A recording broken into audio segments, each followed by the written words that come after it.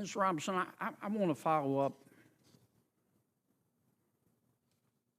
by trying to understand your answer to one of Senator Cruz's questions. And this is really a question, not a suggestion.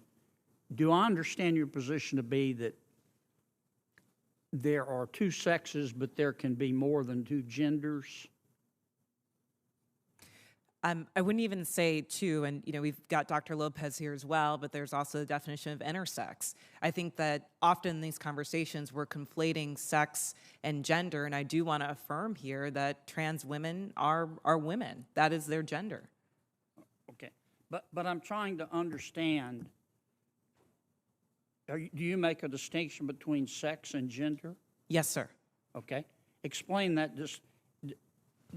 Do you think there are more than two sexes?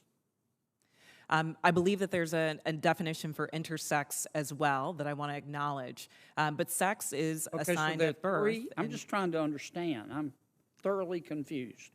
So you're born, I'm talking about biology, male, female, and what else? I believe that intersex is also acknowledged, but again, I'm not a doctor here. What I can say and what does intersex mean? Is that there's a difference between sex and gender, and I think in these conversations we're conflating the two. Well, but I want to start with sex. Okay, there's male, there's female. When a baby's born, before the baby has had time to even have a sense of self, there's male, female, and intersex. There's a third. I believe that is true, but I would defer to Dr. Lopez as I'm not a physician. Okay. And how many genders are there? I think the gender is expansive, and the definitions are always growing. Today I can tell you, I talk to young people that talk about non-binary as... More than five?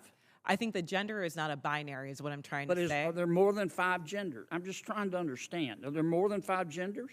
Well, I think that there was a time where women wearing pants didn't feel like it was appropriate for their gender, and yet I'm wearing pants today.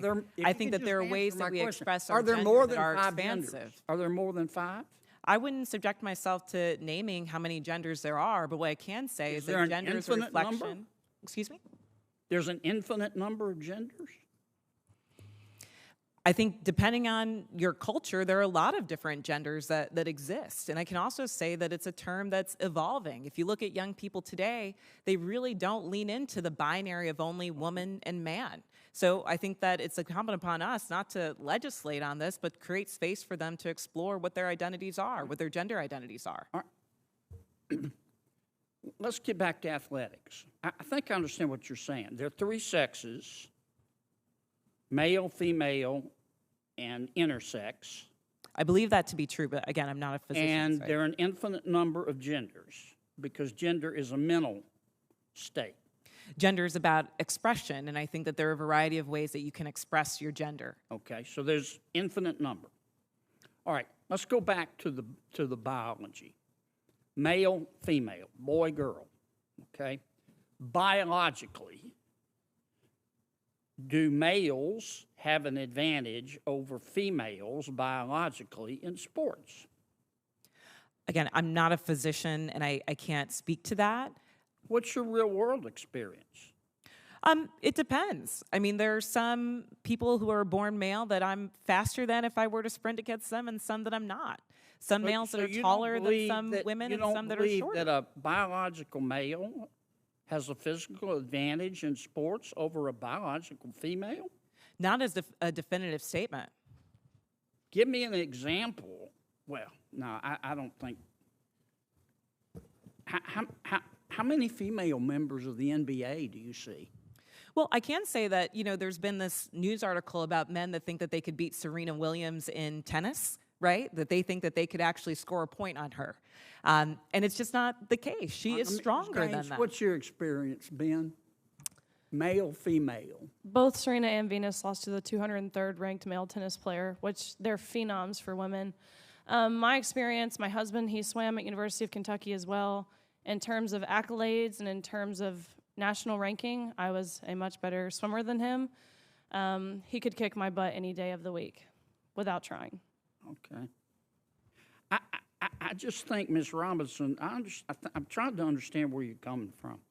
I think you lose a lot of credibility when you don't concede that a biological male has physical advantages over a biological female. I mean, I just think that's a proven fact, and you really hurt your credibility. I understand you want the world to be a better place. I do too, and I don't think people ought to be discriminated against because of an immutable characteristic. I don't. And I think that I think everybody ought to be free to be themselves. And what you do in your bedroom or what I do in my bedroom with a consenting adult is nobody's business. But if what I do in my bedroom with a consenting adult, if I decide I want to tell somebody's child about it, then other people have rights too. And I think parents have rights. And I think biological females have rights to be able to compete fairly in sport, in sports. So I really think you hurt your credibility when you refuse to acknowledge that biological males have an advantage over biological females. It kind of makes me wonder about all your testimony. Thank you, Mr. Chairman. What I'm trying to say is that there is not a definitive advantage in all cases. Sir, I don't know if you believe that you could beat Serena Williams in tennis, but I probably think that that's not the case. There are not all cases where all men are physically superior to all women. And at the end of the day, in this conversation, we're not talking about that. We're talking about trans women who are, in fact, women, who deserve to play in a gender that matches their sports, who deserve all the benefits that Ms. Gaines is talking about. And as a cisgender black woman, I can say definitively that my womanhood is not threatened by a transgender person asserting hers as well.